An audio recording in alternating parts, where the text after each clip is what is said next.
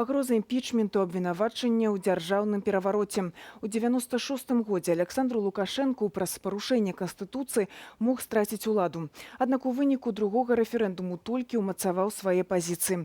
Праз 3 дні споўніцца роўна 20 гадоў, як першы кіраўнік Беларусі перапісаў галоўны закон краіны. А ўжо сёння наступствы тых падзей абмяркоўвалі на паседжанні экспертнага клубу. Лола Бурэева. Імем народу на карысць адной асобы. Ужо тады, усяго праз 2 гады пасля абрання, першы кіраўнік незалежнай Беларусі не саромеўся выкарыстоўваць незаконныя метады. То, чего хотел Александр Григорьевич, он добился. То, что мы называем референдумом, на самом деле есть захват власти им, президентом, неконституционным путем.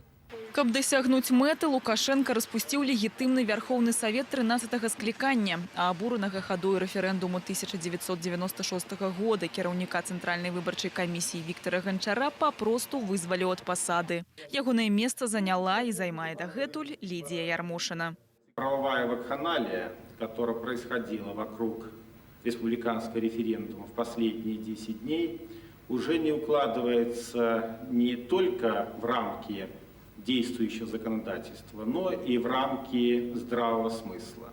Праз 3 гады пасля гэтай прамовы малады перспектыўны палітык, апанент Лукашэнкі, знік пры нявысветленых дагэтуль акалічнасцях. Беларусь жа праз 3 дні адзначыць 20-годдзе рэферэндуму, які развярнуў маладую дзяржаву са шляху да дэмакратыі ў імітацыю сканалага Савецкага Саюзу. То, что случилось, это, вы знаете, я воспринимаю как стихию, как форс-мажор.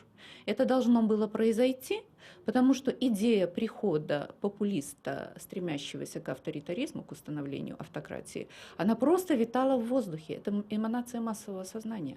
Люди устали тогда от разрухи, от хаоса. Они хотели твердой власти. Як адбывалася антыканстытуцыйная акцыя 96-го, сёння згадвалі на паседжанні экспертнага клубу прафесійна аб актуальным у офісе аб'яднанай грамадзянскай партыі. У тым ліку беспасярэдняй сведкі тых падзеяў дэпутаты Верховного Совету 13-го скликания. 4 дня досрочного голосования уже прошло, а на избирательные участки не поступил текст Конституции, за который люди голосовали. И он не был опубликован. Поэтому люди вообще голосовали за кота в мешке. Не говоря уже о том, что альтернативный проект Конституции, он вообще не появился в печати в государственной до самого конца голосования.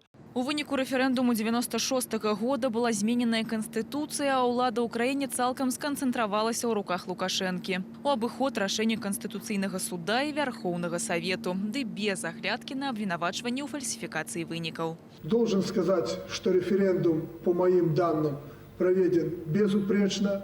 Таксама ў выніку плебісцыту сярод іншага захавалі смяротнае пакаранне і адмовіліся ад прыватнай уласнасці на зямлю.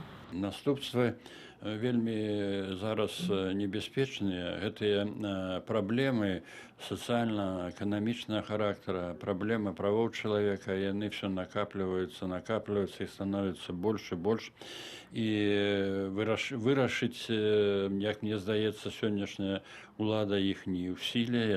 Захаваць краіну для сябе і будучых пакаленняў, а значыць супрацьстаяць дыктатуры. Былы кандыдат на прэзідэнцтва ды палітвязень Мікола Статкевіч заклікае беларусаў у гадавіну рэферэндуму 96-го года 24 лістапада выйсці на мітынг. Пачатак акцыі запланаваны на 18-ю гадзіну на плошчы Свабоды ў сталіцы. Лола Бурэева, Белсат.